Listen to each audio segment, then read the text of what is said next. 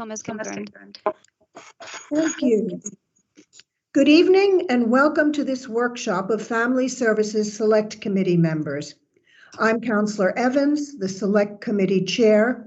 This meeting is being held virtually as it is an informal, non-decision-making meeting of our members with the key purposes of the following. Having another opportunity to further discuss and refine the prioritization of the topics received for our committee. And two, to hear from members how they are getting on with their inquiries into child welfare and mental health in North Kensington. The event, whilst informal, is still being streamed live to ensure that we are open and transparent in our thinking about the key topics for the committee members of the public. And the media are welcome to follow the meeting remotely and listen to the discussions taking place. We will now have a 72 seconds of silence in order to remember those who lost their lives in the Grenfell tragedy.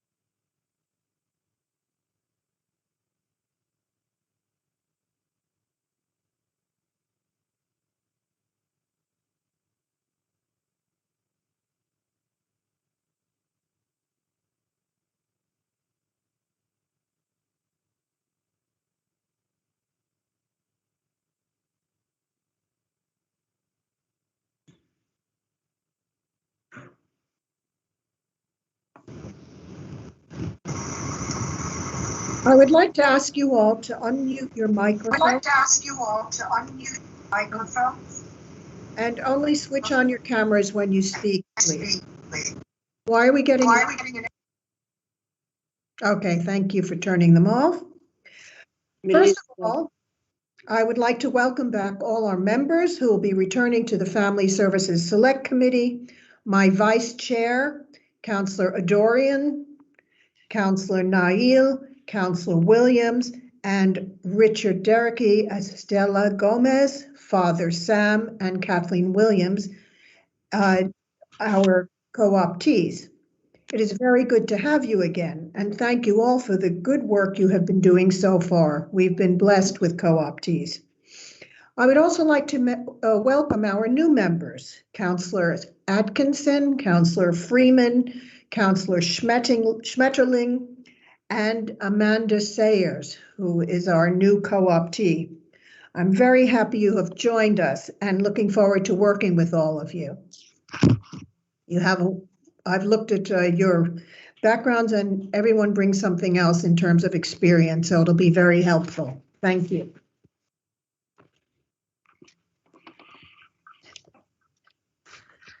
Now we need to decide what is the topic prioritization for the committee. As you know, the Overview and Scrutiny Committee, OSC, is responsible for developing an annual work program for the 5 scrutiny committees following an open and inclusive prioritization process. This process began with a workshop on 7 June, where all backbench councillors and select committee co-optees were invited, and we'll be continuing it today. Then I will use the consensus that develops from our conversations today to make a proposal to the OSC, of which I am a member. We will have from 3 to 5 topics for us to scrutinize throughout this municipal year. The OSC will discuss the proposals and will formally decide and allocate the topics to the select committees at its meeting on the 8th of July. So our long list of topics has been included in the papers as Appendix 2. To recap, at the workshop on 7 June, we followed a process to prioritize topics that was about identifying from the long list. We had about more than 10, and we brought it down. We reduced the list based on what counselors, residents, and others suggested. Now it's up to you that we have a conversation and that we reduce the list yet again. Guidance is included in your Appendix 3. The main idea is that look at topics and we ask ourselves, does this issue affect a significant number of borough residents? Is the issue strategic and significant? Is it an issue of concern to residents and stakeholders? Are resources being used to best effect? Is it timely? Can scrutiny add value? This hopefully will guide us in order to make a shorter list today. Now, Dave McKenna from the Center for Governance and Scrutiny helpfully suggested that we look at a grid in 3.5 of your papers, which Catherine should be sharing with us now. Here we are. It looks more complicated than it is, this grid, but hopefully it'll help us to see which criteria fit and which criteria bring us to a conclusion of lower prioritization. This is about us deciding which topics are high priority on the basis of two considerations. Which topics are most significant, understood as most important for our residents? Which topics are most concerning, understood as the risks associated with them? So it should be important for residents, and which are associated with risks should really guide us. Of course, that's open to your comments as well. The 4 topics that were prioritized at the workshop on the 7th of June were education inclusion and breaking down barriers to keep children in education linked with the early help offer, special education needs, examining the provision during lockdown and also the present provision for our children with special education needs and disabilities, including what support there is for children distressed due to trauma of COVID and the upset to their routines. The 3rd topic is serious youth violence, looking at vulnerable children, youth crime, and possibly missing children, because that is an important area to flag. Children not in education, employment, or training, NEET, is our 4th topic. As you can see, we have quite a list to choose from. In addition, as you can see from points 3.7 and 3.8 in the report, there are 2 topics we have already committed to choose. So these are the review of the safeguarding of children in the borough. This is a standing commitment of our select committee since the borough's governance review. We have to ensure scrutiny looks after the well-being of the most vulnerable children in Kensington and Chelsea. And so we are committed to this as one of our topics. The second topic is a Grenfell review related issue. Grenfell recovery is a key priority to the council, and it is also a key strategic risk for the council. It is also a council commitment that select committees will review issues of concern to the communities affected by the Grenfell tragedy.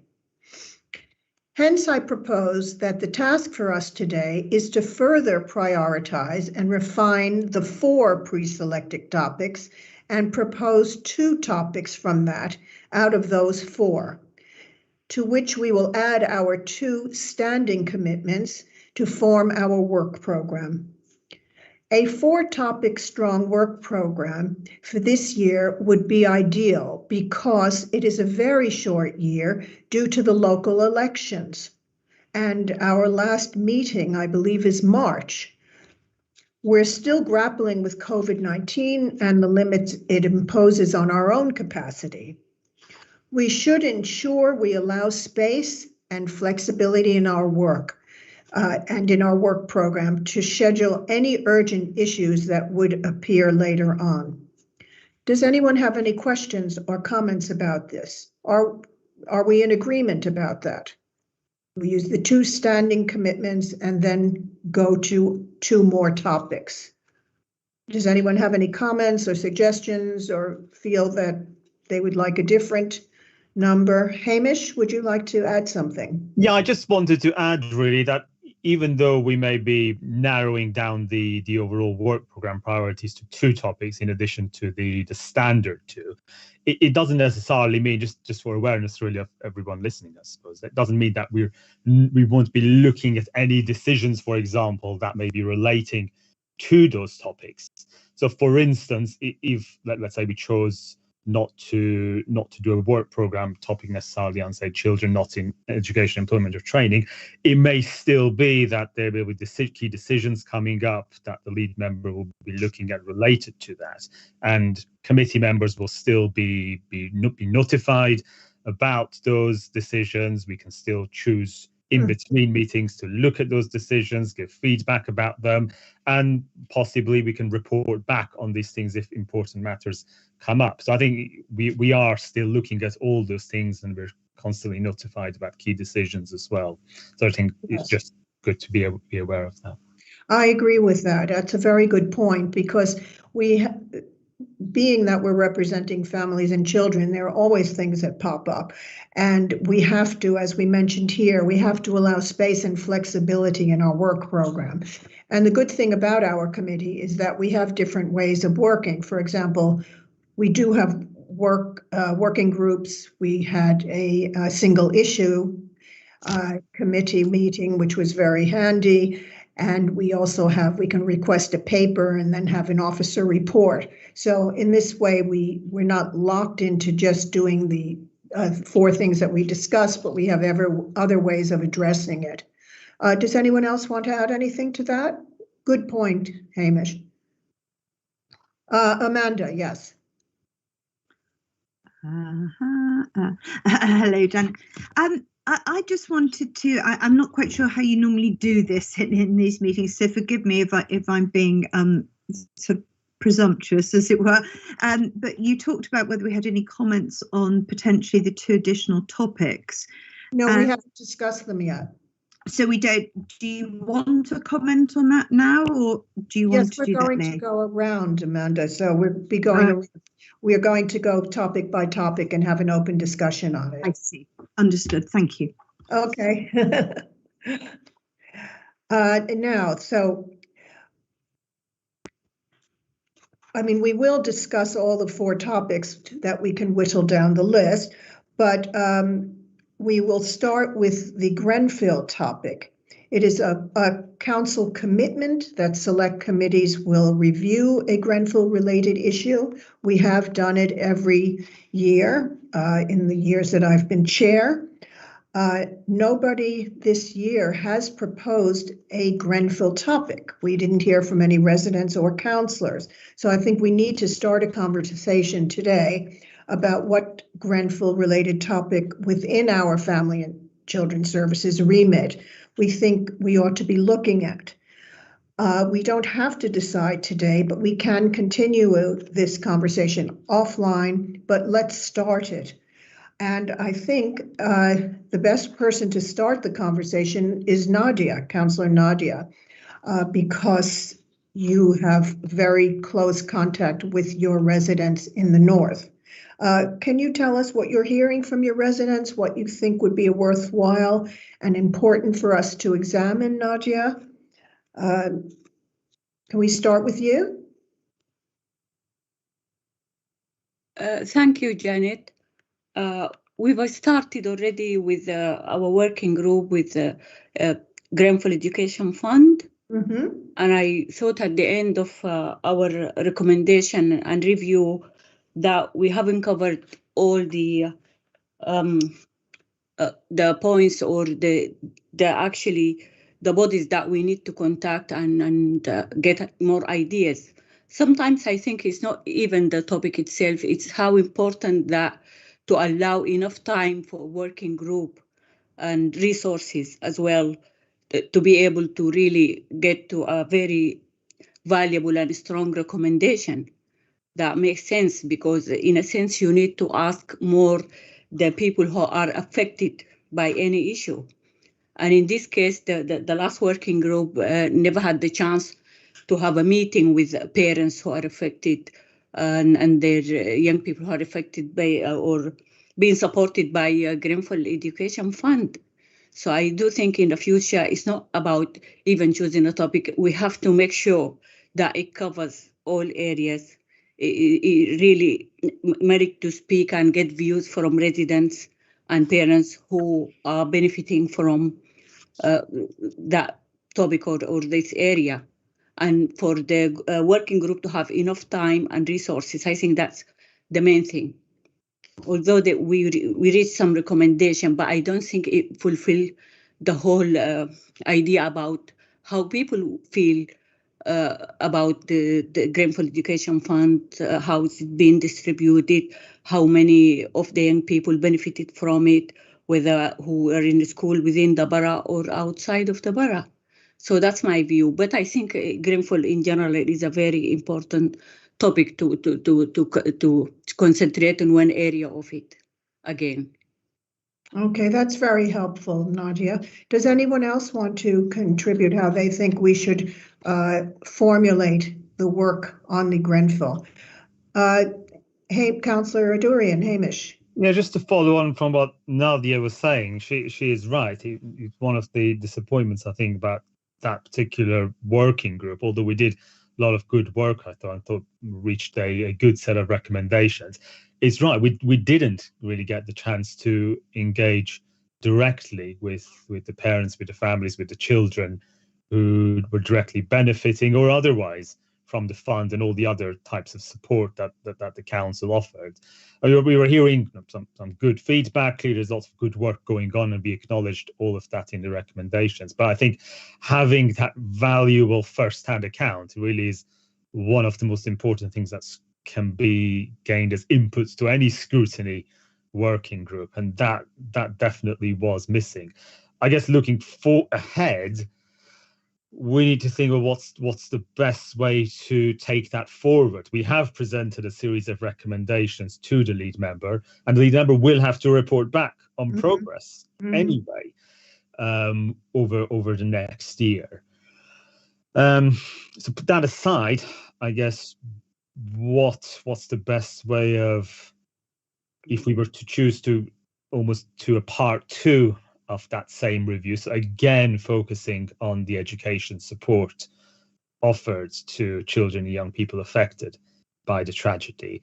If we could choose very specific areas to again follow up on, or even just accept that the remit really is to conduct as many one-to-one interviews as possible with affected families in order to, for instance, review the recommendations.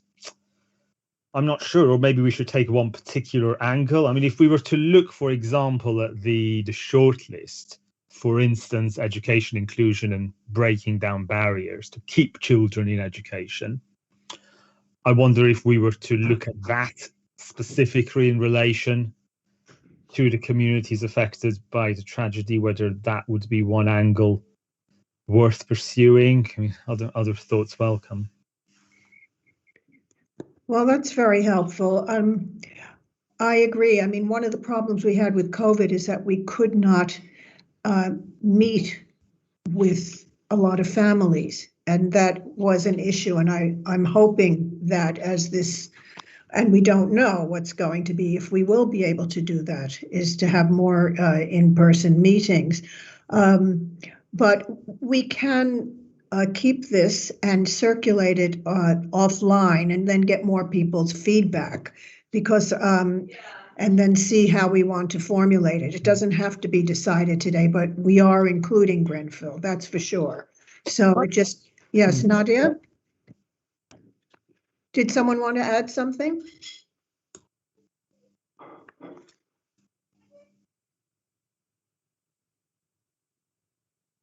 I mean, there might be, if anyone has any ideas, there might be another aspect of the of Grenfell recovery that affects families and children. Someone might come up with one. So we will be circulating something to get more ideas, and especially anyone who's had interaction. That would be really helpful.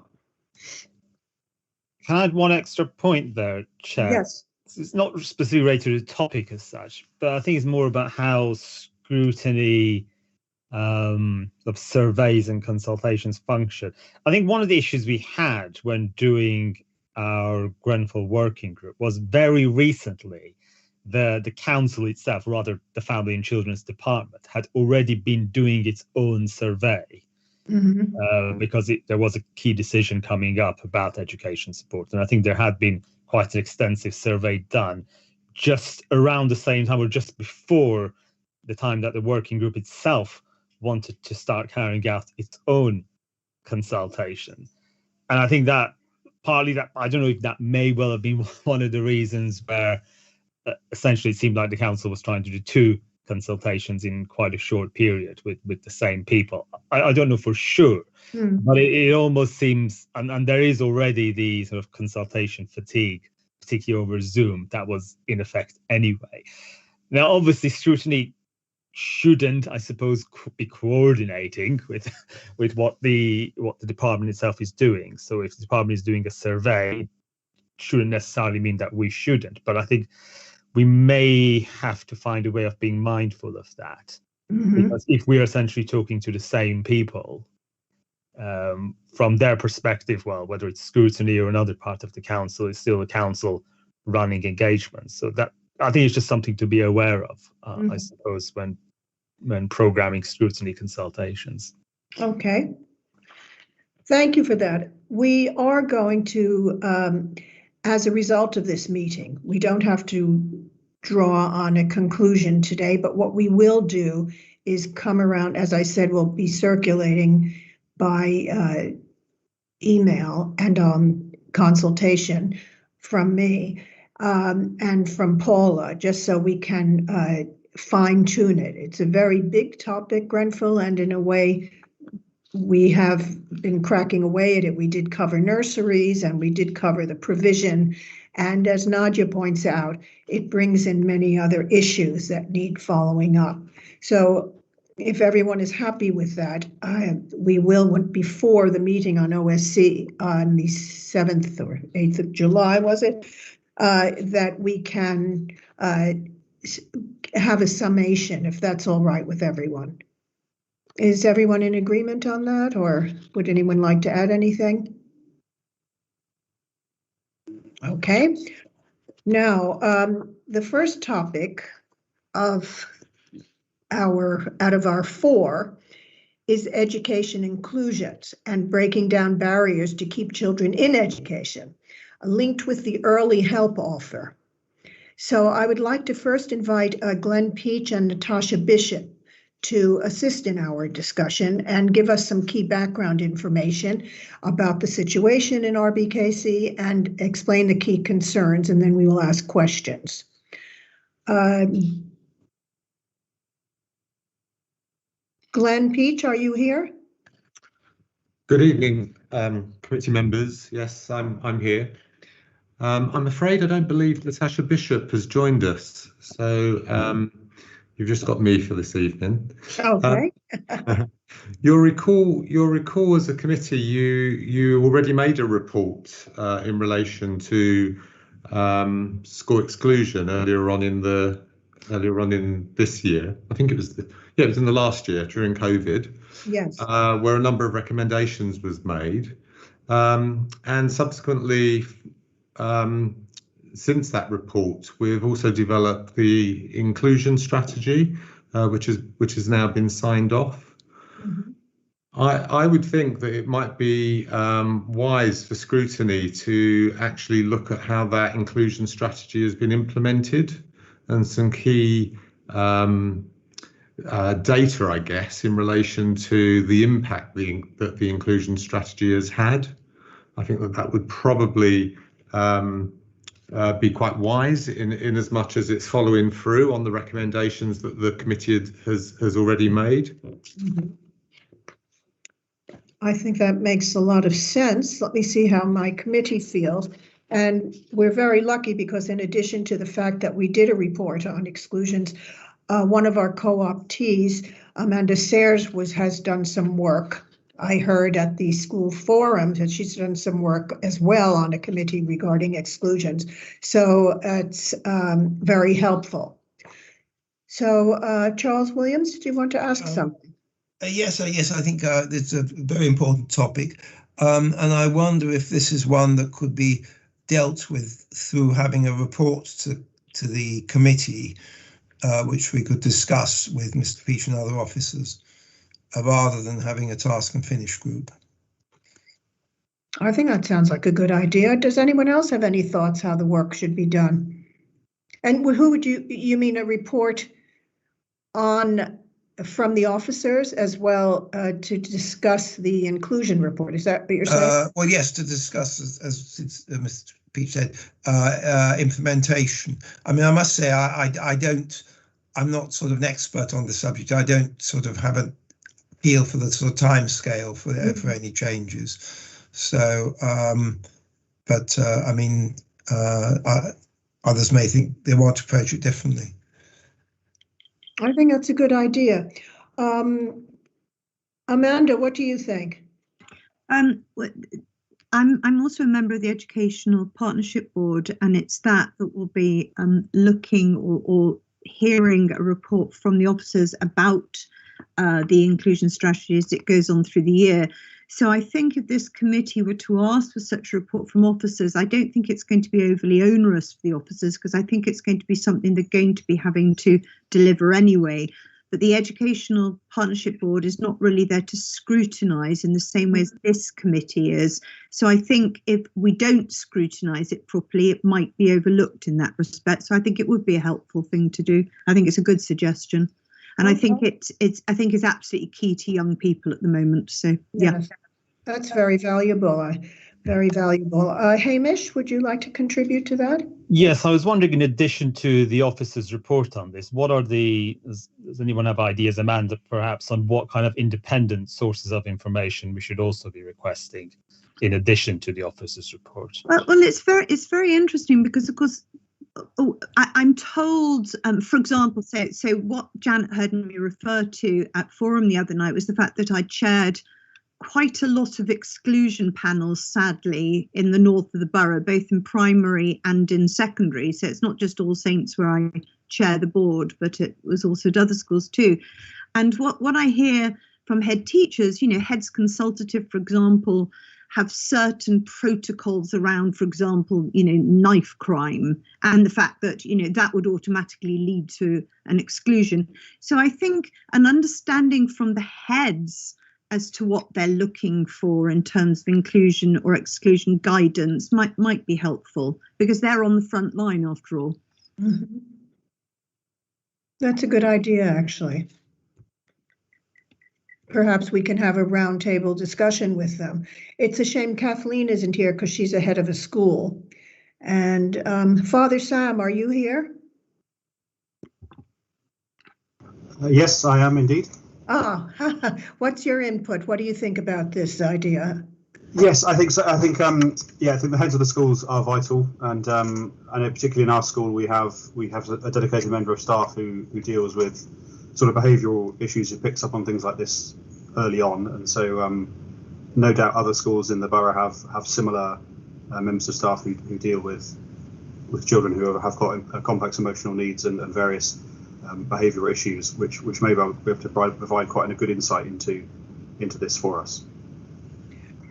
Well, I think this has been interesting because you've shown that there is significance and concern that it should be a topic we select. Several of you have made contributions as to how you think we should develop the topic. So are we in agreement with this, or would someone else like to? Oh, Glenn, yes? Would you like to contribute? Make some practical suggestions? Thank you, Janet. Thank you, Chair.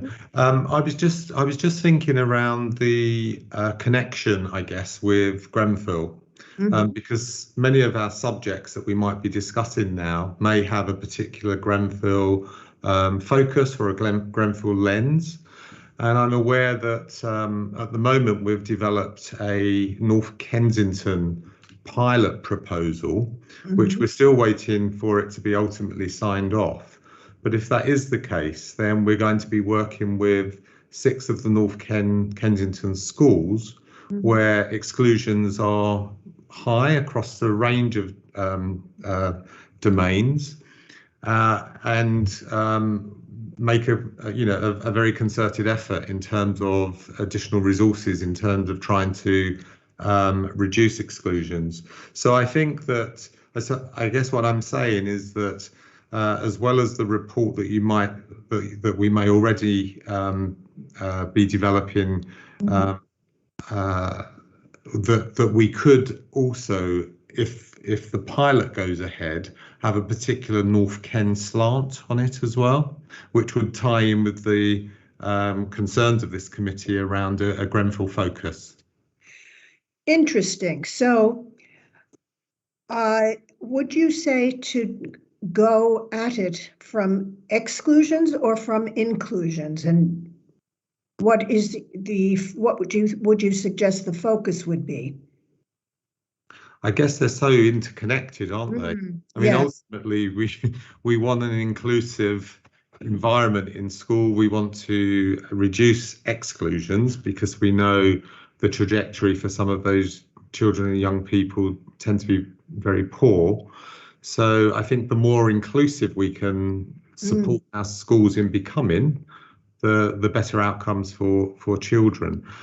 But actually, what we also know is that for some of our North Kensington residents, exclusions is actually quite a topic for them in terms of an anxiety for their children, and particularly those that they feel have been impacted adversely through the Grenfell tragedy and the impact that may have on their behaviour. That sounds interesting. So let's hear what Councillor Nail says. Nadia, did you want to say something? Yes, thank you, Janet, and thank you, Glenn, about the inclusionist strategy. Yes, it's important for us to understand how it is going to be implemented. But I just would like to make a point with regard to exclusion, as we had before the exclusion working group. And one of the important recommendations is about reviewing or studying more the exclusion in secondary school in particular, because affecting a lot of children. And I think at that time as well, the working group have had a very limited time to really actually meet with young people themselves who are affected by exclusion, or meet with young people within schools, or to review or look at the behavior policies within these schools. I think that's a very important part. I think the limited time they have as well didn't allow that.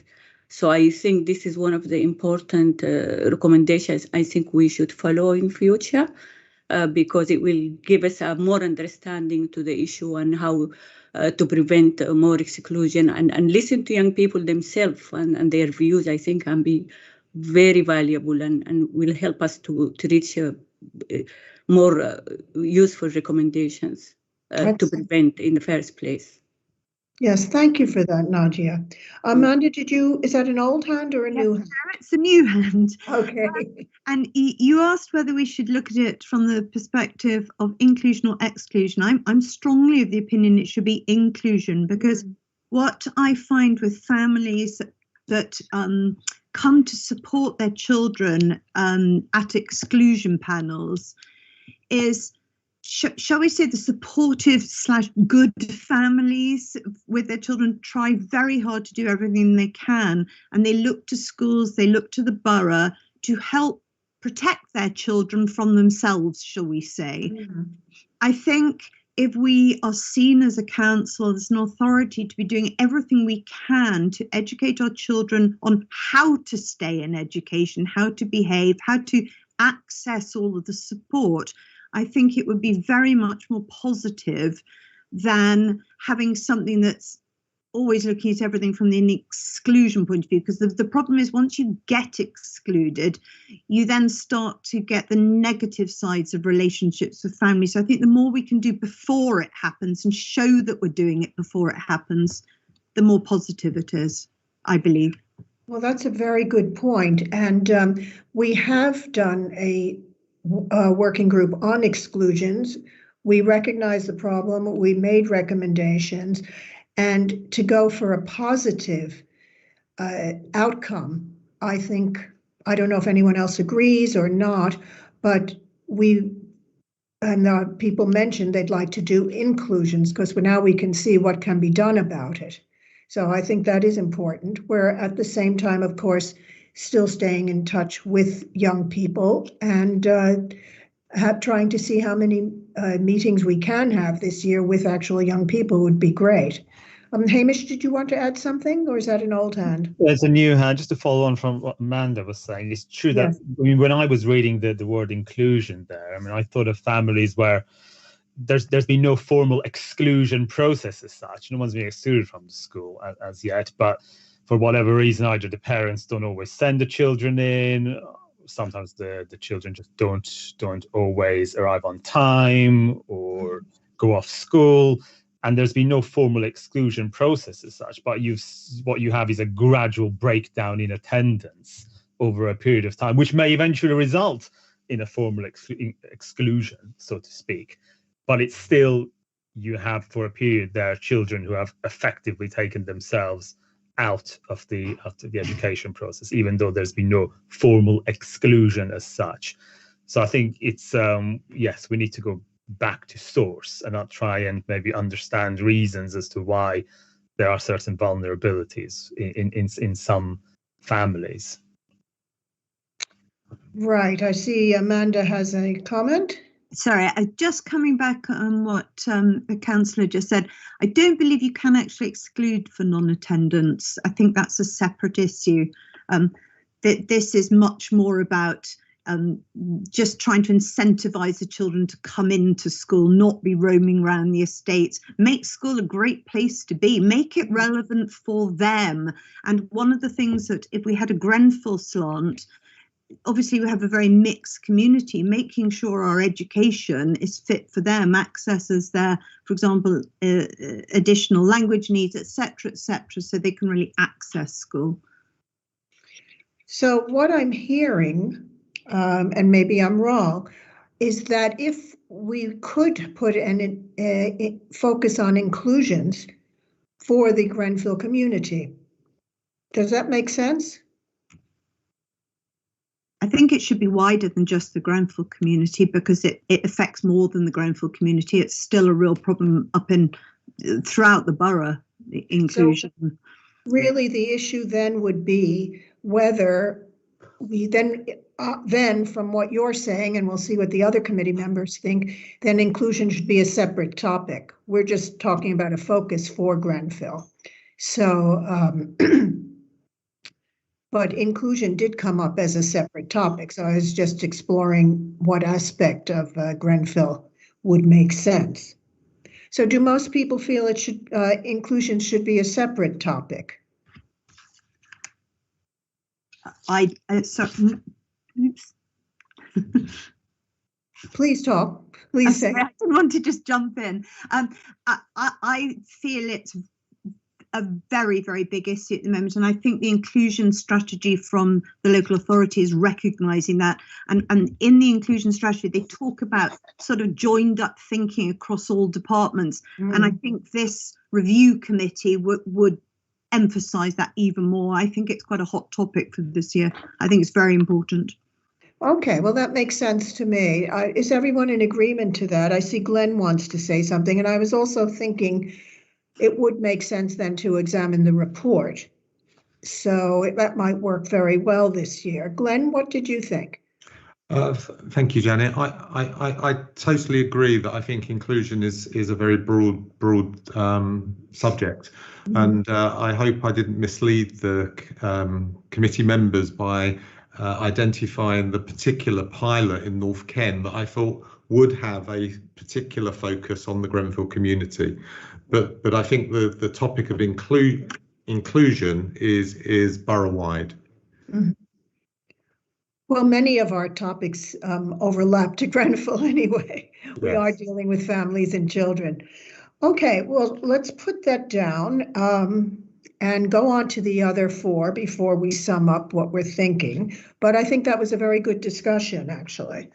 Now, topic 2 is special education needs, examining the provision during lockdown and also the present provision for our children with special education needs and disabilities, including what support there is for children distressed due to trauma of COVID, which has become an issue, and the upset to routines. Now, Glenn, can you give us first a little bit of background on that? Yes, certainly. This particular area is one that we're expecting any moment now, actually, an inspection on SEND. So I think it's a topic that would be of interest, certainly for officers, for there to be a degree of scrutiny, and particularly in relation to the strategy that is currently being refreshed. So we have a SEND strategy. It was a 3-year strategy, and it runs out this year. So it's currently being refreshed, and therefore that could be a focus of your attention. My understanding is that quite a lot of work has actually been developed in relation to the strategy of ensuring that the voice of the child is at the heart of the strategy. So what our community, or this particular community of children and their families have actually said that they would want, and what they would want in terms of support. And equally, we also have to develop a self-assessment as well. So apart from the strategy, there's also a contemporary self-assessment that's being updated, I believe, quarterly. So I think committee would have a high degree of information and data and aspirations in this area that would be welcomed from officers in terms of your attention. Right. And would you recommend doing this as a working group or a single issue meeting, or have some reports that we analyze? What do you think? I would also like to visit, if possible, the new special needs schools, because we have certainly some exciting schools in the area now. So the school should be opening, shouldn't it, in September? Mm-hmm. But the refresh strategy, I think you could have as a document that could come to select committee.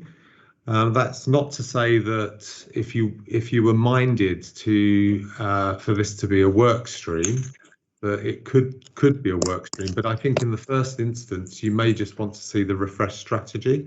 Mm-hmm. Okay. And I thought that was interesting what you said about the voice of the child, because I went to a conference and they spoke about that, because for example, they made a point, and I don't know if this is what you were referring to, but they made a point about that it's not only for us to dictate what strategy chooses each child would be suitable for, that child, we have to see what the needs of the individual child are and fine-tune the program. So I don't know how much of that is involved in the voice of the child. I mean, certainly a child that may be subject to an individual EHCP plan, then obviously those plans are specific to the individual child's circumstances and needs from a multitude of perspectives. So you could see some examples of EHCP plans. I think that might be of interest to committee. There's also the self-assessment and the strategy, I'm sure, would be heavily influenced by our parents advisory group as well. That's a good idea. Yeah. Does the borough deal with lobby groups? There is a nationwide lobby group for SEND children. I'm sure individual families, particularly those that want to advocate on behalf of their children, are aware of some of the external advocacy routes there would be. Yeah. Right. Lobby is such an American word. Sorry. Right. How about Hamish Adurian? You want to say something? Thank you, Chair.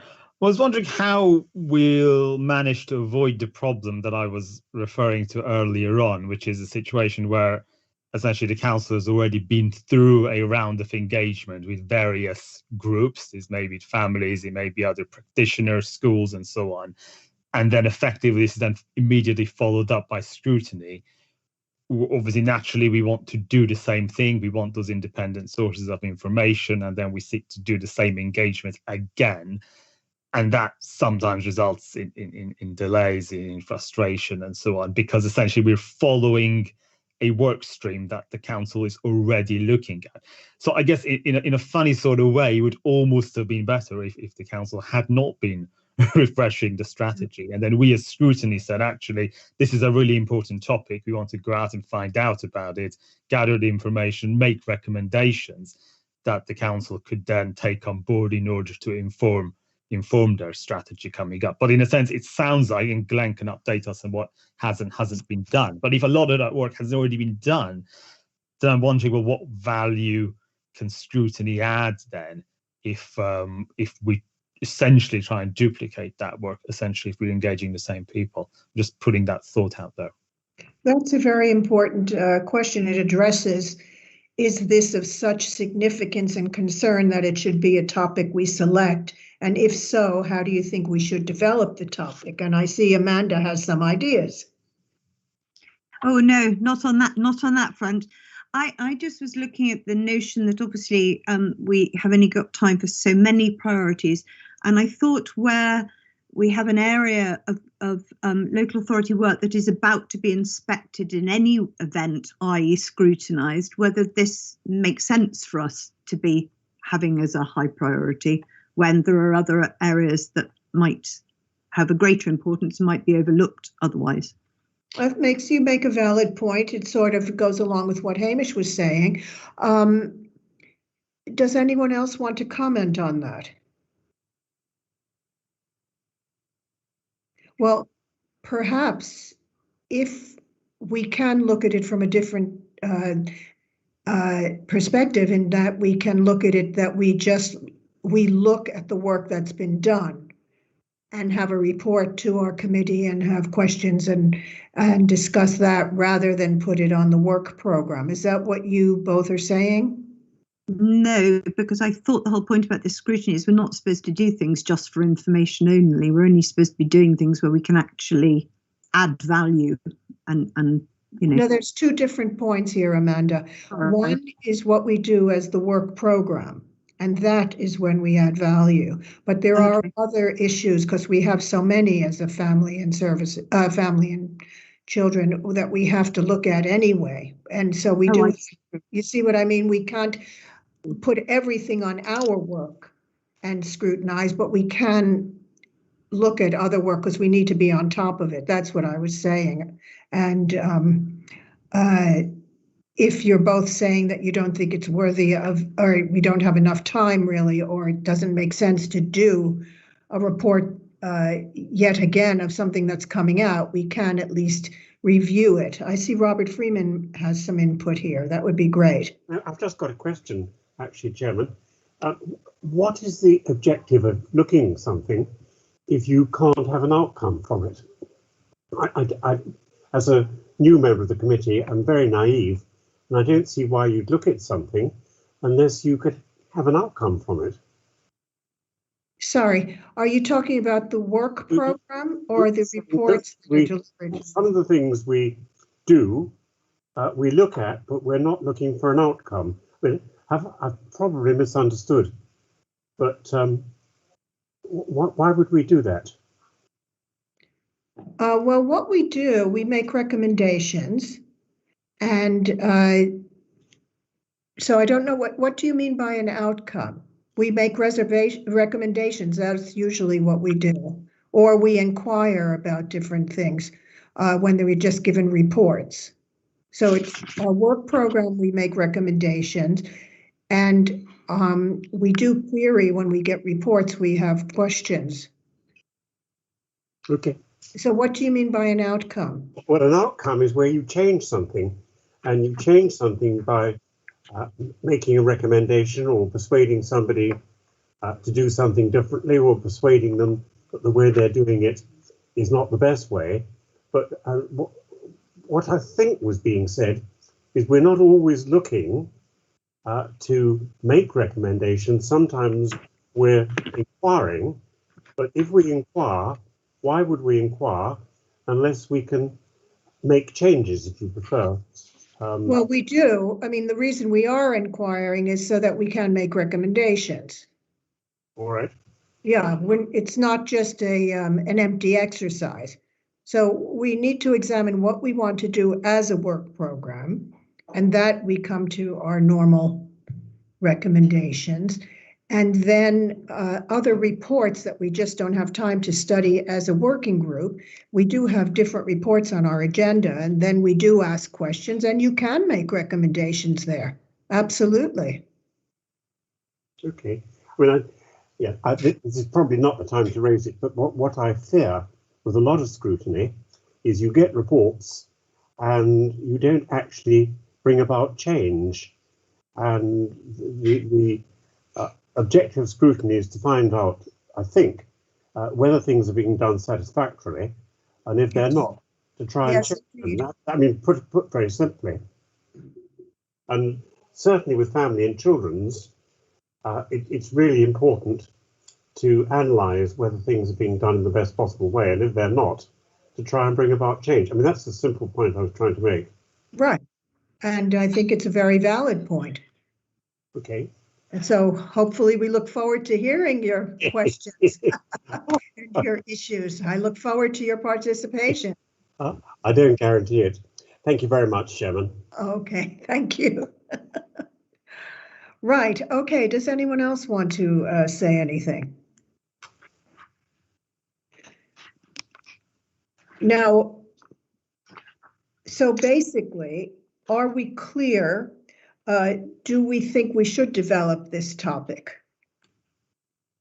Or would you like to explore it in a different way? In looking, as Amanda and Hamish mentioned, looking at the report and then ask the questions. Dory? Thanks, Chair. I'll just say hello like this. Right. Well, I was just wondering, you said there are 2 standing items, so we're looking for 2 more topics. Yes. These are a choice of 4.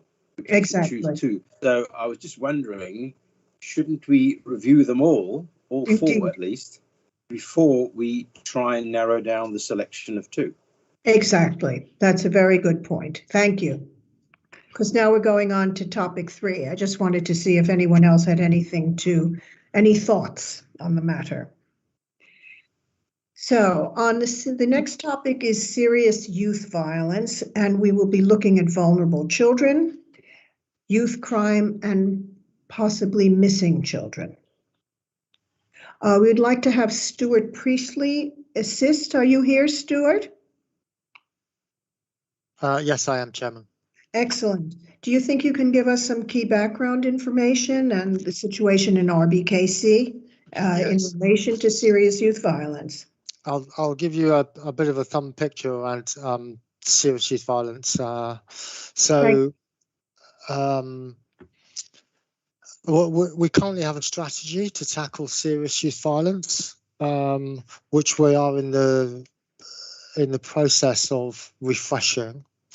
So the current structure of our serious youth violence strategy is structured around 4 main themes, and these are prevention and early intervention. So making sure that we're identifying young people and young adults and putting measures in place to stop them from being drawn into serious youth violence offending, antisocial behaviour. Targeted interventions, and what we mean by this are ensuring that we've got not just the services that the council provides, but we commission some specialist services from the voluntary and community sector to work with young people who are particularly at risk or already involved in serious youth violence and gang activity. Mm-hmm. We have another work stream around enforcement, so making sure that we're working collaboratively with the police and other parts of the council and other services to make sure that we are bringing to bear a range of enforcement processes to try and change the behaviour, particularly of those who are living most entrenched offending lifestyles. And finally, engaging with communities as part of the response to tackling serious youth violence. You ask about the serious youth violence, the kind of current picture. I mean, what I would say is that all crime has been artificially reduced by COVID. So we've seen a 29% reduction in serious in crime over the COVID period, over the last year and a half, I suppose. That is creeping back up. Week on week, we are seeing increases. Knife crime is almost coming back to the same levels prior to COVID on a 2-week basis. But that's the figure I've quoted you there is not serious youth crime. That includes adult crime, knife crime. So we are seeing increases in knife crime. We are seeing increases in serious youth violence. We're not quite at the levels that we were prior to COVID.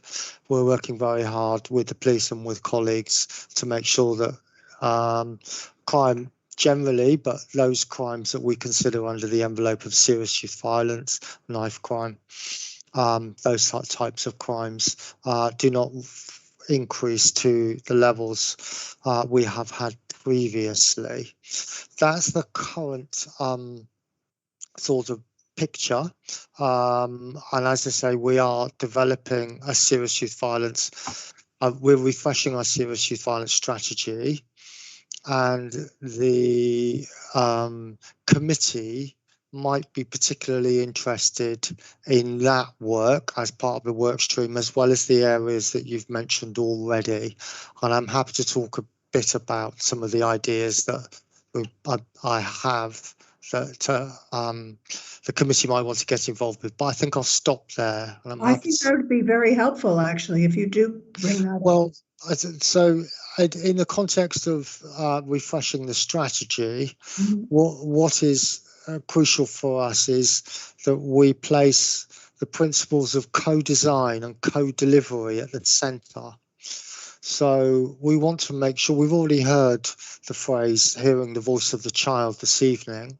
What we want to make sure is when we design the strategy, we are placing the voice of the child and the parent at the absolute centre of the strategy. So we need to make sure that we're reaching out and engaging with parents and young people and young adults as well who may be affected by these issues. And we are able to listen to their voices, and that their voices are reflected within the strategy. And the second principle is co-delivery.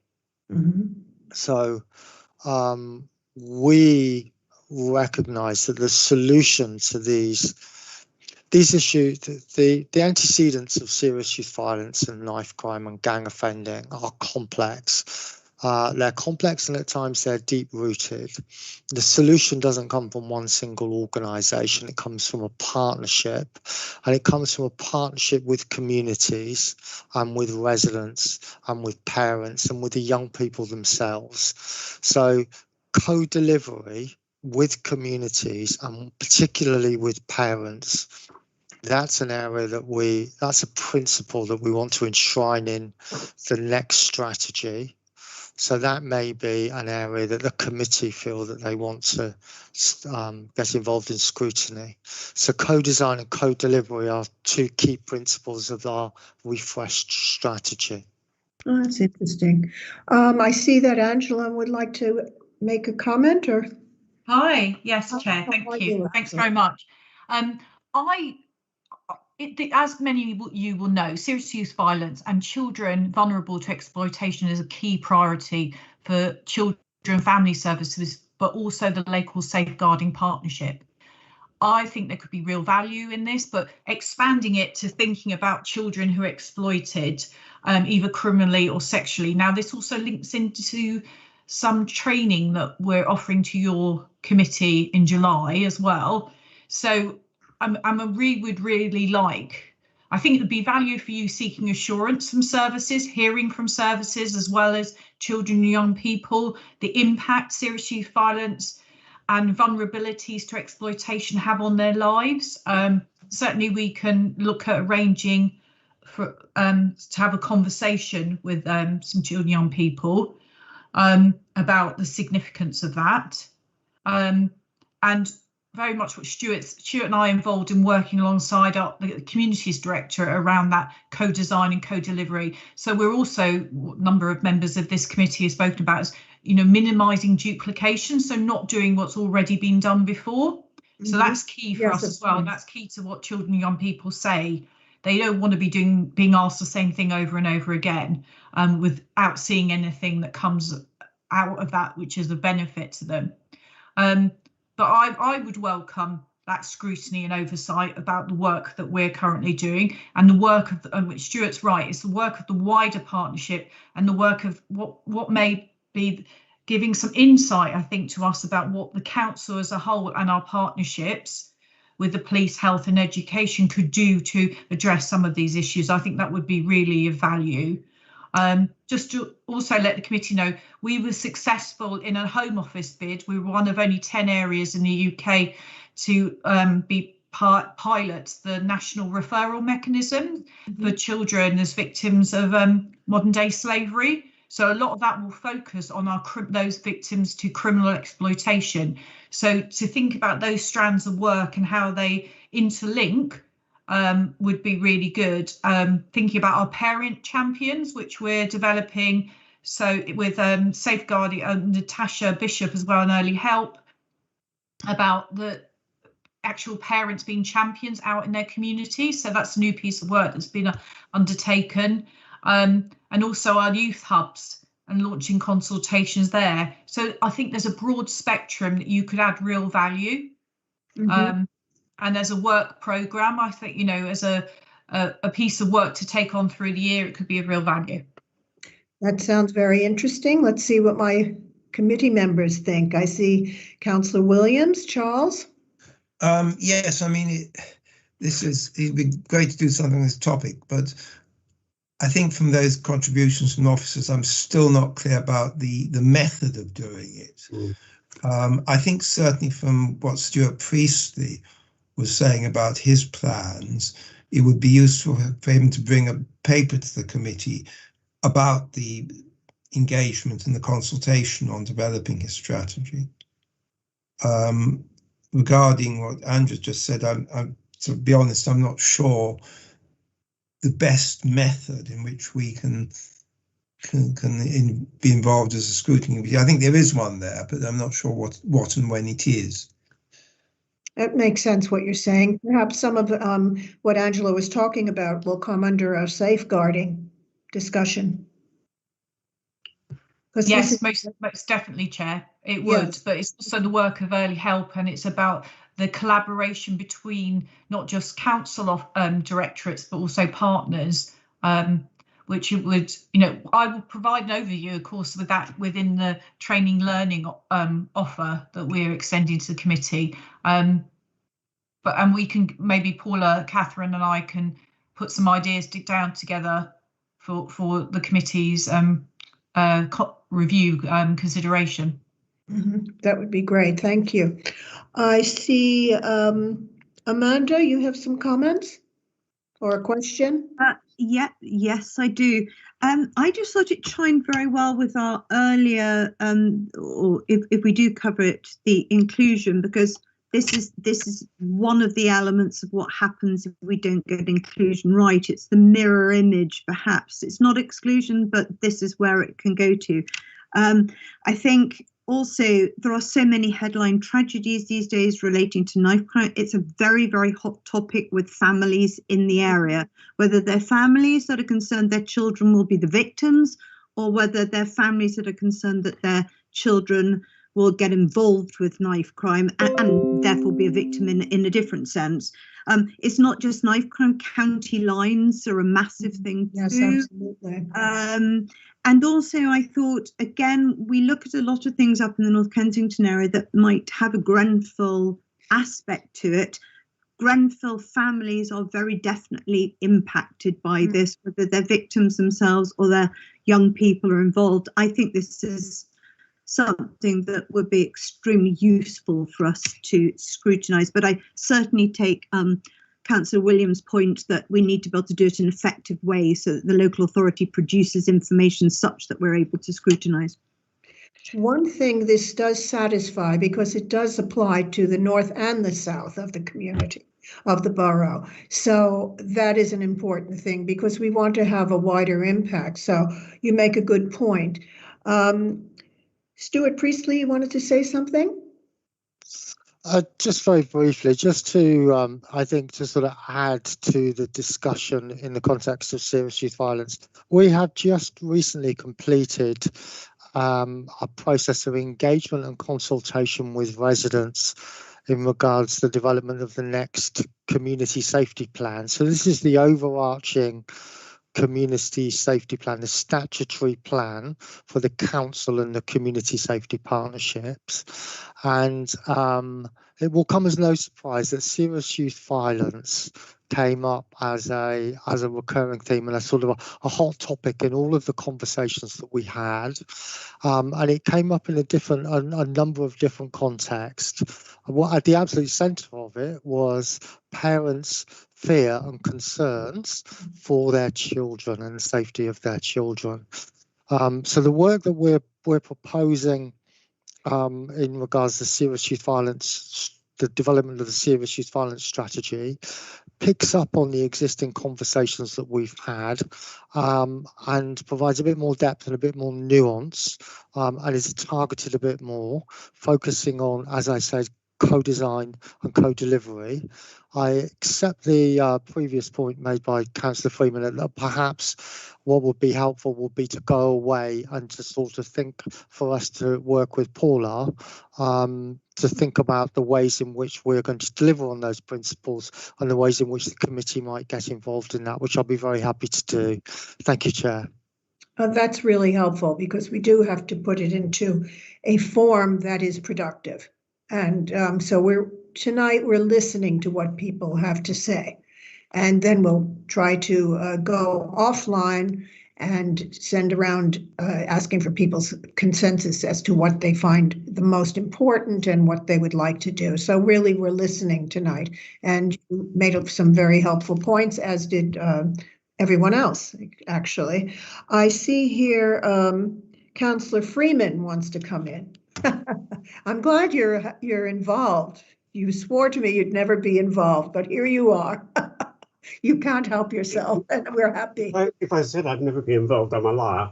Exactly. I just wanted to say, I was going to say as long as I remember, that's not true, but for a very long time we've been talking about youth violence and about the way that we were going to prioritise it, but we don't seem really to have made an impression on it. And certainly when I talk to the groups that represent some of the minority groups in our borough, it's something which worries them enormously. They're worried about their children. The reason they give is often lack of educational achievement. It's not something that just happens overnight. It's a long period of the children feeling that they have no real outlet for their talents, no real ability to make their way in life. And this offers them some sort of compensation, some way that they feel worthwhile. So, and just the point I'm trying to make is it goes back a long way. It goes back to children who fail at school, who have low self-esteem, and there are no, I think, there are no quick fixes. This is something which is fundamental and goes right back even to primary school education. So I just throw those points in to the pot. But you know, we have been talking about it for a long time, 5-6 years, I think, Stuart, we've been talking about it. But it just doesn't seem that we're making a real impression on this major problem. Well, thank you. I think if you look at our chart that's in front of us, it's a question of would you agree, or does everyone believe it would be under most concerning, high priority, most significant? Is that the quadrant you would put it in? Hamish and then Nadia. Hamish? First of all, just to answer your question there, Janice, I think I would probably say it is a high priority topic, but that's my opinion. The thing I really did want to say was just in general on all these proposed items, it seems to me that in each instance, and possibly it will be the case for the fourth one as well, there's already a strategy either being developed or being refreshed by the council. There's already a work stream going on, and effectively scrutiny is almost being invited to help contribute to that, which is great, and we can add some good value there as policies being developed, rather than perhaps in the past when everything was kind of done and dusted and then we just reviewed it afterwards. But then we have the problem we've already talked about, which is, well, how do we avoid duplicating? How do we actually manage to bring something new to it? So I think one thing we probably do need is, well, I think the first thing we probably need to accept is going to be difficult for us to go out and do the same kind of consultation that, for example, Stuart was just talking about, that's informed the new community safety strategy. It's really going to be difficult for us as a committee to go again and try to get new data from residents on that. So I think one thing we do need, if at all possible, is as much anonymized raw data as possible, rather than just the sort of summarized reports that have come out from that. So essentially we are able to look at that raw data and draw our own conclusions, which may be different to what the department has drawn from that. And also thinking of other ways we can bring in new thinking is maybe try and bring in some outside experts, for example, who could offer new thoughts or suggestions on things we could try. Maybe look at what other councils have been doing either in London or in other cities. That's another area. Again, this isn't just talking about this particular topic. I think in all the areas that we've talked about, just to really look at adding value. And just lastly, perhaps one thing we could do if we are actually, as a scrutiny committee, going to go out and try and directly speak to people, perhaps we could try and reach those groups that the council hasn't been able to speak to or reach so far. And again, officers can help us here if they feel, for example, that there are certain groups or certain communities that they haven't been able to engage as part of a particular survey, then maybe it will be valuable for scrutiny from a different perspective to go in and try and engage these people. So I'm just thinking of different ways where we can actually bring something new and new thinking to what's being done by the council. Yes, those are very good points. And let's bring in Nadia now, Councillor Nail. Thank you, Janet. And then Father Sam. I completely agree with Councillor Freeman in his assessment that we are not making the real progress because we not challenging the causes of the serious violence crime or the serious crime or knife crime. I appreciate all the effort the officers are doing to prevent and support families and young people. And I welcomed as well the strategy of it's important to speak to residents themselves and to young people themselves to understand the causes of these crimes. These children end up on the street. Why? Because of school exclusion. And sometimes that for a very reason, we have to understand the social and economic situation as well family live under and how kids can respond if they've been subjected to detention because they wear the wrong uniform or they didn't bring a school book. I think there is a major problem with the school system in my view, and it needs a shake-up, and we really need to be more understanding of these communities. I think every child is capable of reaching their potential and achieve academically if they being given the opportunity, but the school system is failing some of those children. So I really feel us as a scrutiny, we really need to see the reports and speak to officers and have understand of the way to try to look at this issue and support these families and children. As well as the scrutiny, we have the duty as well to run some working group and give this working group enough time and resources to challenge these issues and to question everybody involved with these issues. Not unlike the last scrutiny, which never been able to speak to parents and young people who directly affected by school exclusion, for example, or the families who are benefited from a Greenfield Education grant, and then we come with recommendation, and it's not fulfilling the whole issues in a very meaningful way. That means we can reach a result and we can help. So I really, I hope our ways and attitude in running our working group can change by offering enough time and resources to address the issue and get everybody involved and question everybody. We're not going, for example, with the school inclusion to ask as well the head teachers. We need to speak to school governors, to young people themselves, to early help and every part of the family and children services officers and their involvement and understanding for all these issues. That's my point of view.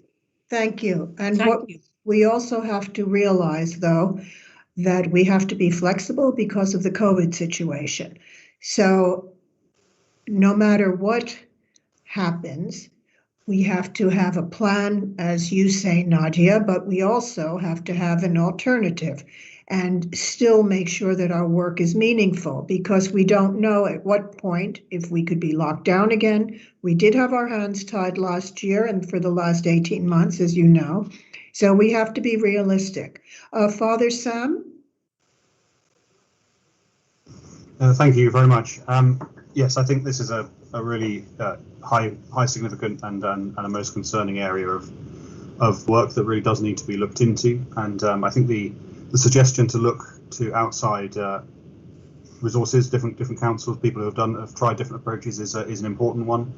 In my own research and from attending various seminars on particularly knife crime, Professor David Wilson, who's a criminologist and former prison governor, when I spoke to him about this topic and what we can do as an area, he said really you need to look at the Glasgow knife crime reduction map, which takes more public health and holistic approach to this, rather than being a single crime issue, and really kind of getting to the nub of where this comes from. And a lot of that has to start with early years and breaking a cycle before it begins.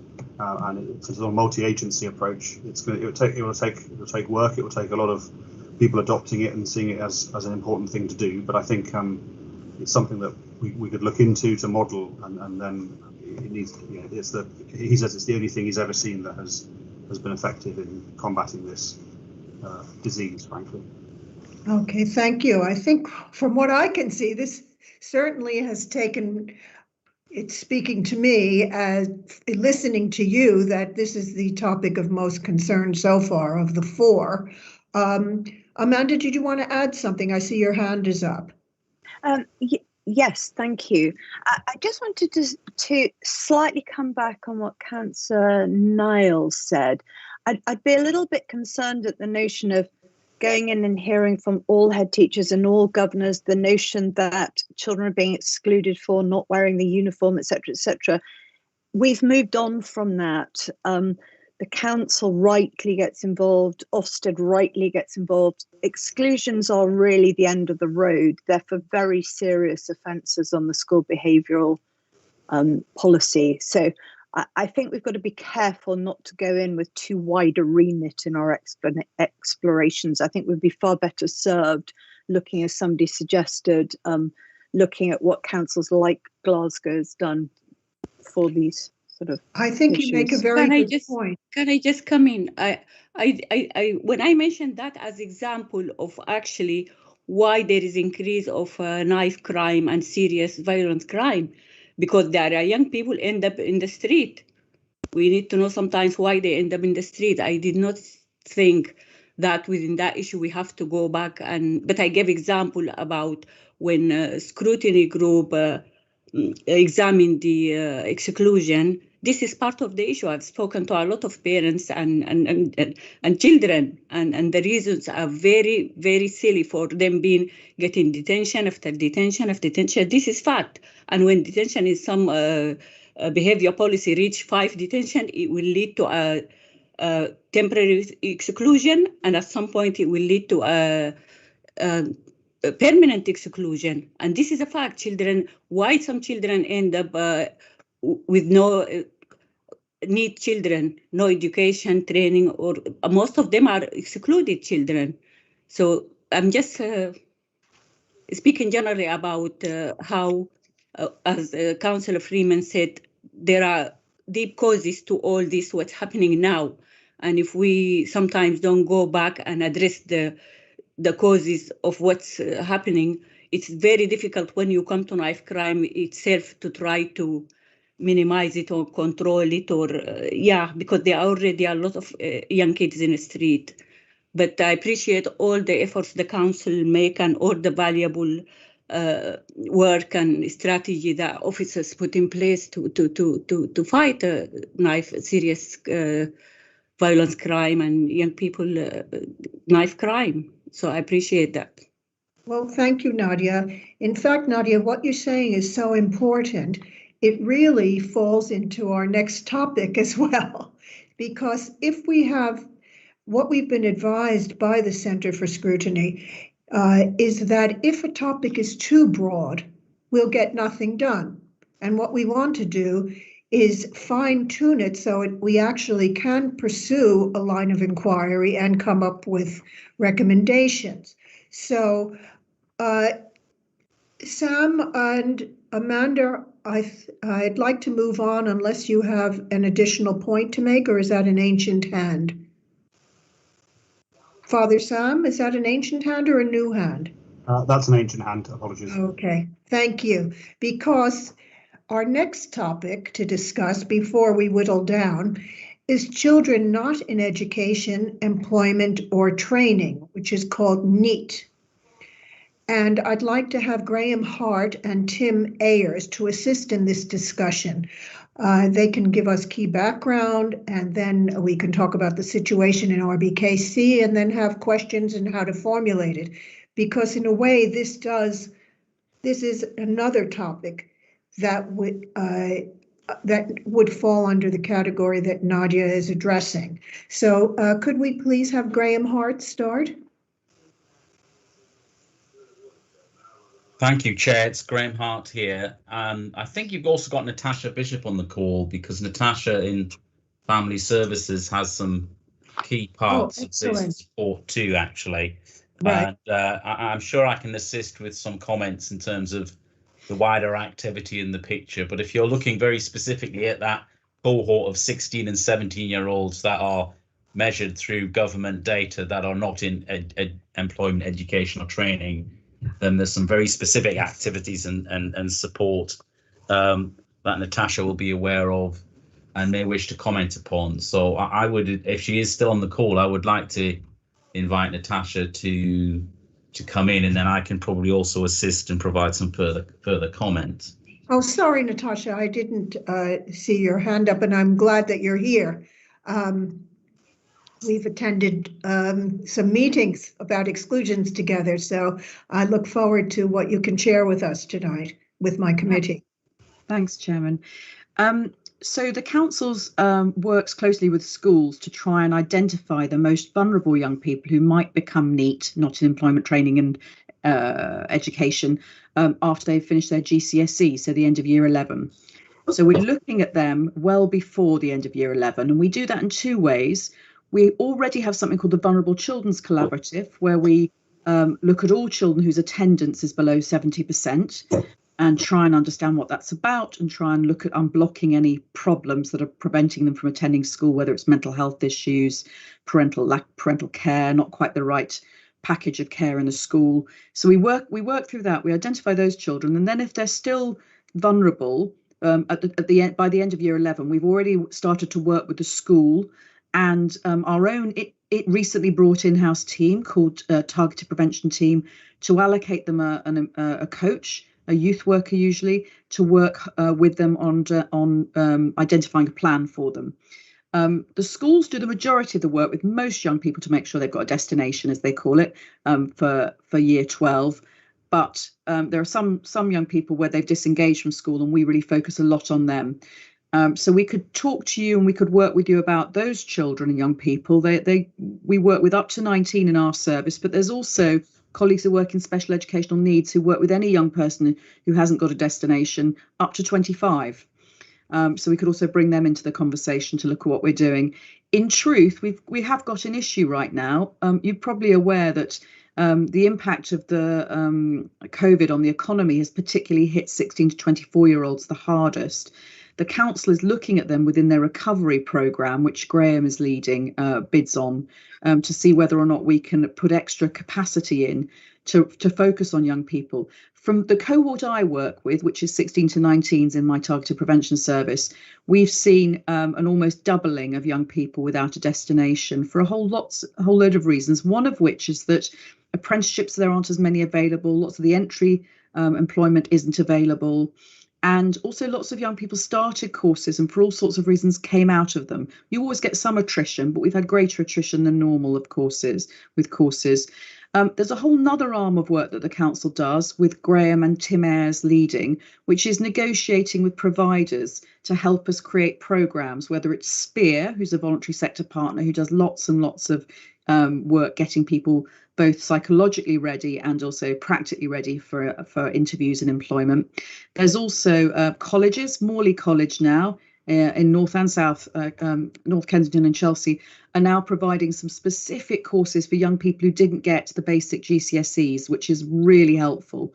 So you might want to bring Tim in to sort of hear about the sort of things that he's been doing, and that you may want to look at alongside the work that we do as casework. Thank you very much. That was really helpful.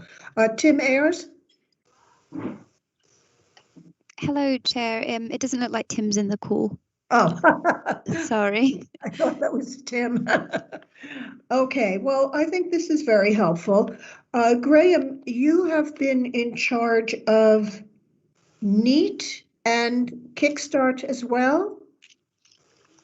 So yes, just to come in on the back of some of what Natasha was talking about there, Chair, which is once you get beyond that sort of 16, 17 age group and the kind of a wider cohort of our young residents, there's a number of programs. Kickstart is obviously a very COVID responsive piece of work and under the government's plan for jobs. But there's also other activity. There's some construction, employment focused work currently underway.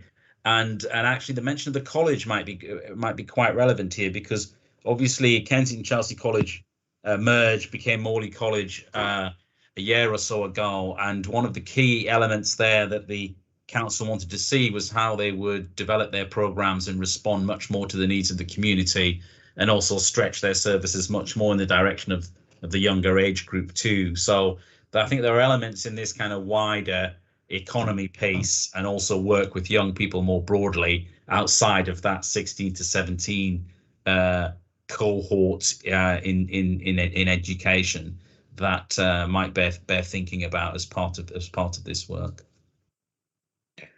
Well, it's a very important part of our community, looking at the situation for 16 to 24-year-olds, that's for sure. Would anyone like to make some comments on that or ask some questions? Do we feel it's significant and of concern to our community, to our BKC, to our residents?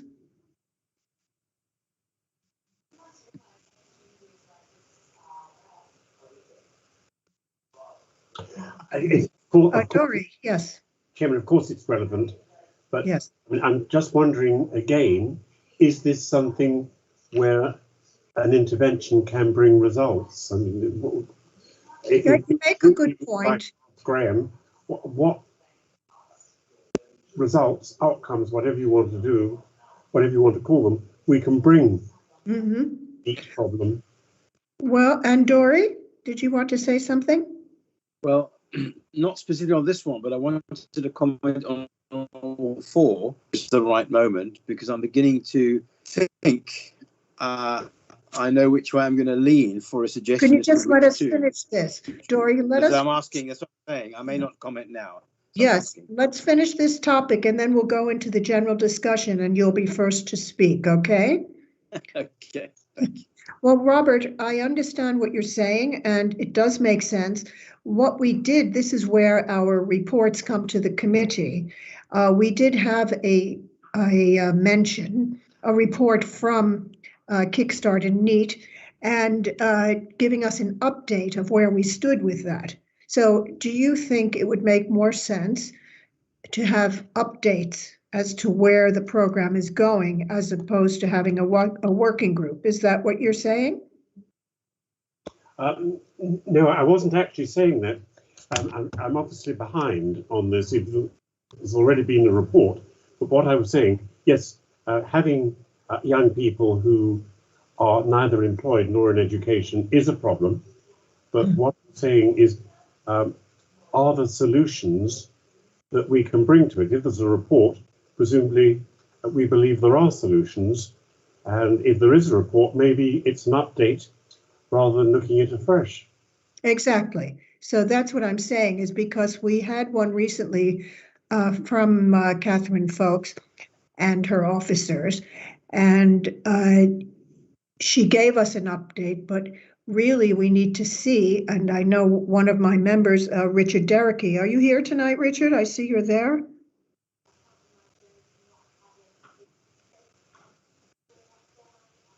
Anyway, Richard, he always brings this up because it's very important. And what we can do with something like that, as you quite rightly say, is bring it up, let's say, in September or December and see where we stand, if anything's been done as a result of the Kickstart and NEET programs. Because you're right, we can't change the program at the present time. So does anyone else want to add anything? Amanda, what's your experience on that? Have you worked with NEET and Kickstart? I haven't. I used to be a trustee on a missing children's charity, so I have a little bit of input. I suspect I'm with Councillor Schmetterling. This isn't an area I feel as strongly about perhaps as some of the others, so I don't really want to add anything to this one. Okay, well, I think then that in itself is a conclusion, because it seems that most of you agree on that. So should we take that off the list then? We're down to 3. Would that make sense? Do people want to do that? And deal with it as getting an update from the lead members on where we stand and getting some data? Would you all suffice? Would you be happy with that? Is that the 4th one you're talking about? Yes. Children. I'd agree with that. Okay. Robert? Yes, absolutely. Okay. And Amanda? Absolutely. I don't think I've heard anybody else advocating very strongly for it. Okay. I agree. I agree for a report. Okay. Sorry? I agree for a report around it, and we can ask questions. Yes, exactly. Well, good. We're getting someplace. I'm very happy. So now we are down to 3 topics. So I want to thank everybody for a very productive conversation. To summarize, you've all been very clear. The topic 1, the inclusions, seem to be very important to many people. And since we have done work and we're waiting for more answers from officers as to what happened with our recommendations on exclusions, it would make a lot of sense to investigate inclusions if you wish. And I think Nadia said how important it is to her and her community. And it is important to the whole community as to where we stand with inclusions. We would have to take it further and fine tune each topic to see what is working, and we will get back to you. But the next topic is special education needs, the voice of the child. There is work in progress as we heard. Did people want to include that in our list? Do you think it should? Dory, here's a chance for you to talk about the 4 subjects. Well, my job was made slightly easier. Yes. So I appreciate it. Didn't have to say anything about it, except obviously I agreed with that. It's clear that all the topics on here are important, but as others have said, the question is this a subject for special examination or just reporting? And of course, I'm new in this. I don't know that much about it. But my feeling is I'm leaning towards 2 and 3. 2 and 3. Special education needs. Yes, having listened to what people have said about it, my view, but it's not a strong view. I really stress that. I'm not here with a very strong view, but special educational needs and the support and what we're doing about it and are we doing it well is one thing, because I mean, you read in the press about the difficulties that children are having with COVID and not going to school all the time and so on. And youth violence is, I mean, it's been said, I think that's important, and who knows how it's growing. Right. So that's why I'm leaning towards 2 and 3. Okay, very good. So 2 and 3. Nadia, how about you? Remember, we still have our safeguarding and the Grenfell, so we need to whittle down. If you feel you can decide tonight, it would be very helpful to hear your 2 preferences from what we've discussed.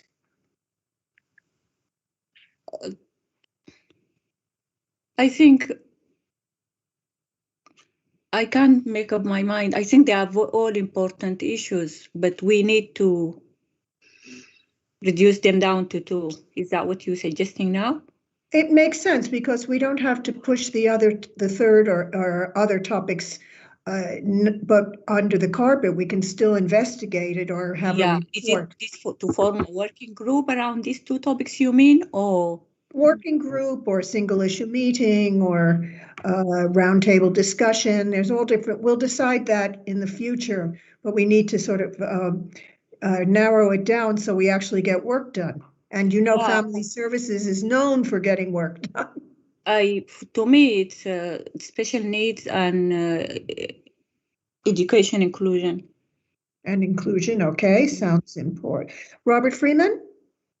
Yes, Chairman, I actually think that SEN is really important, and I have the sort of impression that the funding for it is not as good as it used to be. What I would like, if it's possible, we can't spread ourselves too thinly. Exactly. Is if we could have a report on what is happening in terms of special educational needs, the sort of support that children with special needs are getting, how they're assessed, whether the parents can ask for an assessment or whether they have to wait for the school to put the pupil forward for assessment, what the results are, whether or not the particular pupils are getting individual support, who they're getting that support from. Sorry, there's an awful lot of questions, whether they're getting it from teachers or from teaching assistants, what the results are, what I would call outcomes. I think it's a vital subject, but I think I would be very happy if we could have a report on it. And just to go back, I think if you looked at where violent youth crime was coming from, you would find that there would be a fair number of children with special educational needs who we have failed. So I do think it's a very important topic.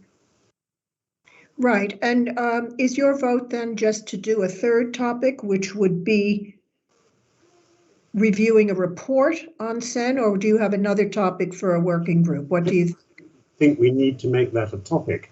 And I think at some stage during the year we could have a report on it. And as I'm saying, we could comment on that report. And I certainly don't think we need to use energy in having a task and finish group on it. I think the committee, or I anyway, would like to know what's going on. That doesn't mean to say we need a task and finish group. Okay, thank you. Councillor Adorian. Thank you, Chair. I was thinking perhaps we could have as our three topics the first three, so inclusion, serious youth violence, SEN, and as discussed earlier, if we receive updates on the NEET situation as well, I think that would be useful. The thing I was wondering actually with regard to the Grenfell topic, could we not simply have all of those items effectively have a Grenfell angle to them during their investigations? Because I think they're all relevant. And just touching on the inclusion or the exclusion aspect, there is certainly a concern among some in the communities affected by the tragedy that there perhaps have been some exclusions where the cause is not as significant as we might expect it to be. I think there have been some anxieties expressed. And I remember some of the evidence that we looked at during the last Grenfell-focused working group. I think there were some concerns that perhaps there were some exclusions that were unfair in nature. So it may well be worth looking at those again. So there's definitely a Grenfell angle, a strong Grenfell angle in that. And I suspect there would be in the other two as well. So I don't have a strong opinion right now about whether or not we should have task and finish groups. And I'm not sure we necessarily have to decide this evening. But I think if we had those three as our work streams throughout the year with a Grenfell angle on all of them, then I think we could cover a fair amount. Because we also have the safeguarding. We have to do that.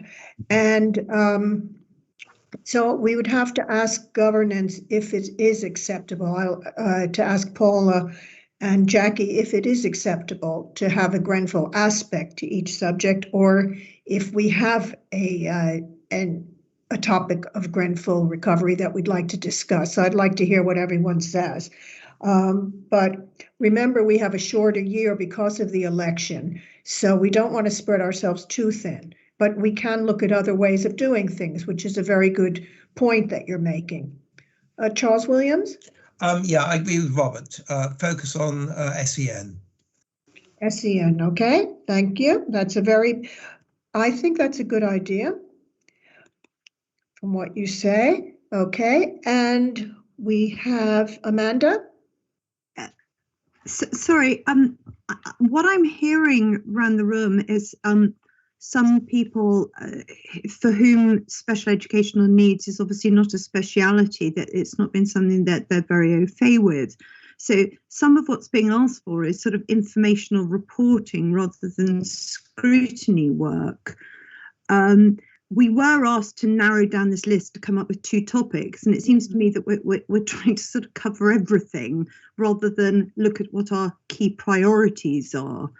I come back again, well, two points. One, we're about to have an inspection of special educational needs, so that scrutiny is going to be done, not by us, but by somebody else.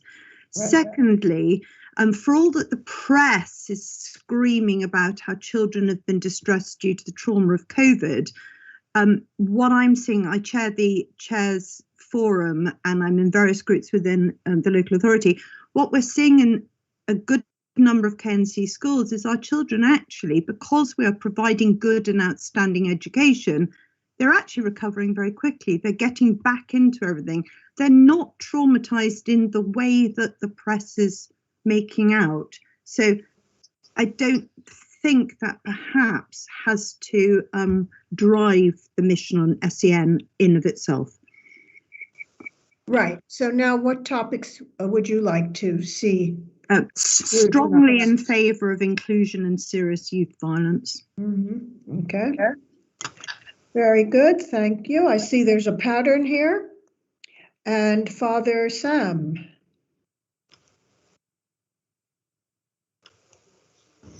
Hello. Yes, I would also put my vote to serious youth violence and inclusion. Okay.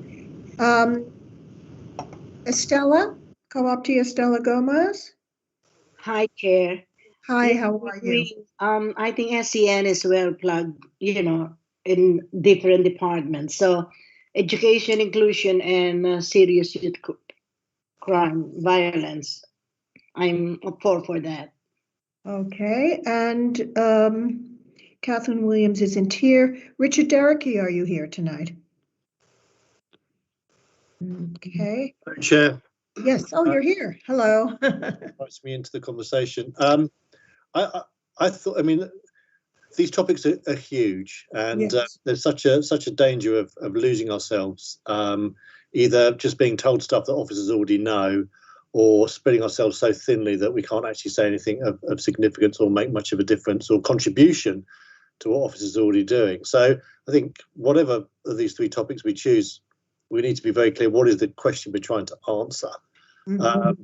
I thought that for the SEN, we were reviewing how the council had supported parents and young people with SEN during the COVID crisis, because obviously they were, outside of school, they needed extra support. So I thought that the whole purpose of the scrutiny of this topic was to look back and say, okay, how did the council do? Mm-hmm. So, if that were to be the question that we were trying to answer, and in our review, then I'd be in favour of doing SEN. Again, with serious youth violence, there's a huge amount of work that's been done on this for years. The Glasgow model that Father Sam spoke about has been going since 2005. So there's a huge amount of information that's already out there. The local authority does follow a public health model. That's what it does. The thing is, and the difficulty with this is, it takes a generation to have much of an impact. And people know that. People on the front line know that. People involved in this know that. So if you are going to do serious youth violence, I think you really need to narrow it down and really focus in on one specific area to try to make much of a difference or make much of a contribution. Looking at the whole issue of serious youth violence, you're just going to repeat what has already been said before, and I don't think it will add any value to what officers who've been dealing with this topic for a number of years already know. So my vote is for SEN. Look back, see how the local authority supported, were there any gaps in terms of the support they gave to parents and to carers, and whether anything still needs to be done now as we come out of COVID. So I'd vote for SEN. Thank you. Okay. And Robert, is that a new hand? It's a new hand. I'd just like to pick up on the point I think Amanda was making. If she was referring to me not knowing how SEN works, of course, that she's entitled to her view. But I would say, having been married for more years than I care to remember, to a qualified psychiatric social worker who worked in the SENCO field, I had SEN drummed into me day after day, and I think I'm pretty familiar with the way that the schools used to work. I mean, maybe they don't work like that anymore, which is rather a pity. And I wasn't suggesting that we do a task and finish group, but I think it would be very helpful for the group to know what is going on in terms of special educational needs in our schools. And I would be very disappointed if we brushed over and said, oh, well, there's going to be a review by somebody else, so this committee doesn't need to do it. I think that's frit, maybe, and I hope this committee, and I'm sure under you it isn't, is not going to be frit. So I'll leave it at that. Well, I can see from the consensus, Robert, that 1, 2, 3, 4, 5, 6. We've had 6 people have mentioned send, and it just is a point, and we'll discuss it with Paula after the meeting and come back to you offline. That, as Richard said, that we are reviewing what happened during COVID, etc. But also, you're quite right that we have to know what is offered, and we will narrow this down. We will send around what we've discussed tonight, and we will fine tune it so that it's a workable project. Otherwise, there's no point to doing it, just to everyone winds up waffling and nothing is done. So I think we all agree we would like to have some work done. And I've heard, is there anyone who did not say what topic they would like to do, or topics?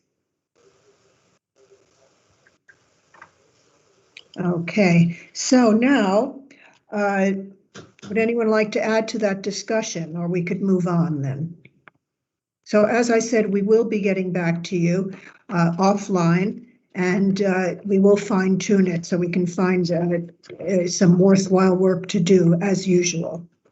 Now, to finalize our conversation today, I would like to invite either Richard, Estella, and or Father Sam, who are members of the Child Welfare during the Pandemic Domestic Abuse Review, to update us on their work and progress.